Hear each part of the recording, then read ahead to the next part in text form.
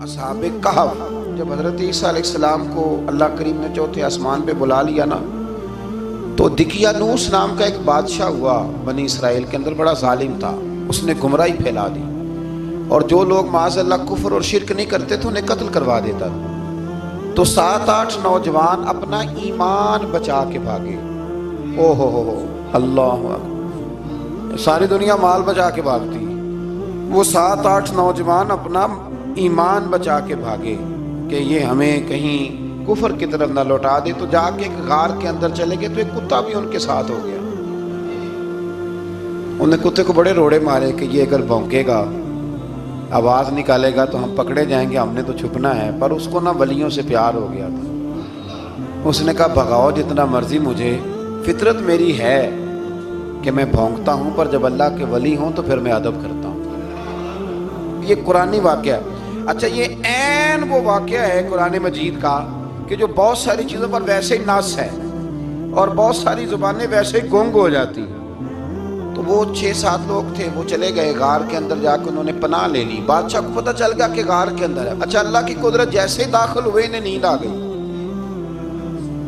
یہ سو گئے۔ اور قرآن مجید کہتا ہے، قرآن مجید کے یہ لفظ ہیں کہ کتا غار کے منہ پر بازو پھیلا کے بیٹھ گیا، گویا اپنے مالکوں کی خدمت کر رہا ہے۔ اب میاں صاحب کی ایک بات کر لیں درمیان میں۔ میاں صاحب فرماتے ہیں، جنہ تنا وچ عشق نہ رچیا، کتے ہونا تھی چنگے، اور چلو مالک دے کر راکھی کر دے، صابر بھوکے ننگے۔ یہ دیکھو نا کہ اتنا تو ان کے اندر بھی کمال ہے۔ اپنے نا دونوں بازو پھیلا کے کتا بھی غار پہ بیٹھ گیا۔ ان کو نیند آ گئی۔ بادشاہ نے پتہ کرایا کہاں بھاگ کے گئے، تو کہا وہ غار کے اندر ہیں۔ بادشاہ کہنے لگا کہ ان کی سزا یہ ہے کہ ایک دیوار چن دو غار کے منہ میں، غار کوئی بند کر دو۔ جس بندے کی ڈیوٹی لگائی نا غار چننے کی، بندہ بڑا نیک تھا، اس کو دیوار بنانے کا ذمہ دیا۔ اس نے نا دیوار بھی بنائی اور ایک تختی پہ نا سب کے نام لکھے، اور وہ تختی ایک صندوق میں رکھ کے وہاں بند کر دی، اور اسی طرح کی ایک تختی اس کے نیچے لکھا کہ ایک تختی ان کے ناموں کی نا میں مال خزانہ میں بھی بند کر رہا ہوں۔ اللہ تبارک و تعالیٰ کی قدرت کے 300 سال تک سوئے رہے۔ 300 سال کے بعد اس طرح ہوا کہ حکومتیں بدل گئیں۔ بیدروس نام کا ایک بادشاہ آ گیا، وہ بڑا نیک دل تھا۔ اس نے ہر طرف حضرت عیسیٰ علیہ السلام کی شریعت کا پھر سے نعرہ بلند کیا۔ اب نا کچھ لوگ ایسے تھے جو منکر ہو گئے تھے کہ مرنے کے بعد دوبارہ کیسے اٹھیں گے۔ بادشاہ ایک دن حجرے میں گیا، جا کے دعا مانگی، یا اللہ کوئی ایسی بات دکھا جس سے لوگوں کا ایمان پکا ہو جائے۔ اس طرح کے بھی بادشاہ ہوا کرتے تھے۔ تو رب کریم نے کہا میں نے تو پہلے ایک راز چھپا کے رکھا ہوا ہے، کھول دیتے ہیں۔ اس نے دعا مانگی، اور ادھر کیا معاملہ ہوا، ایک چرواہا بکریاں چرانے والا وہاں سے گزرا۔ اس نے سوچا یہ دیوار ہے، اگر اس کا منہ کھول لوں نا کبھی تو میری بکریاں یہاں تھوڑا سا دھوپ کے اندر سستا لیا کریں گی۔ اس چرواہے نے کیا کیا کہ اس نے وہ دیوار گرائی تاکہ میری بکریاں اندر جایا کریں۔ وہ دیوار گرائی تو اس نے اندر 6-7 لوگ سوئے ہوئے دیکھے، اور کتا بھی سویا ہوا دیکھا۔ اللہ تبارک و تعالیٰ اپنی قدرت سے، اپنے فضل سے ان کی کروٹیں بھی بدلتا رہا۔ اپنی قدرت سے ایک طرف انسان پڑا رہے نا تو اعضاء گل جاتے ہیں، ان کی کروٹیں بھی بدلی جاتی ہیں، مناسب روشنی بھی دی جاتی، حرارت بھی۔ اس نے دیوار گرائی تو ان کی آنکھ کھل گئی، ایک دوسرے سے کہنے لگے آج تو بڑی گہری نیند سوئے ہیں یار، آج تو لمبی نیند پوری کر لی، چلو بھوک بڑی لگی ہے ایک دوست کو بھیجو۔ یہ سارا واقعہ قرآن مجید میں موجود ہے، میں اپنے لفظوں میں بیان کر رہا ہوں۔ جاؤ ایک دوست کو بھیجو بازار سے نا کھانا لے آئے، پیسے وہی 300 سال پرانی کرنسی۔ وہ جب نان بھائی کی دکان پہ گیا نا سامان لینے، اس کو پیسے دیے تو نان بھائی نے ہاتھ پکڑ لیا، کہنے لگا میاں تو کدھر سے آیا، یہ کون سے پیسے؟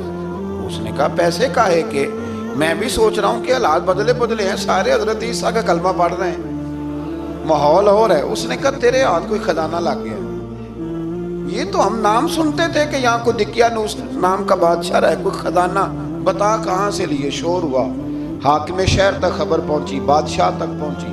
اس نے بتایا کہ بھئی ہم تو دقیانوس کے ڈر سے بھاگے ہیں، کل بھاگے ہیں یا آج سویرے، اتنا زیادہ ہمیں پتہ نہیں، کل یا آج سویرے بس نا اتنا سا ہمیں یاد ہے کہ ہم گئے تھے۔ بہرحال لوگ جمع ہو گئے، اکٹھے ہو گئے، غار تک پہنچے۔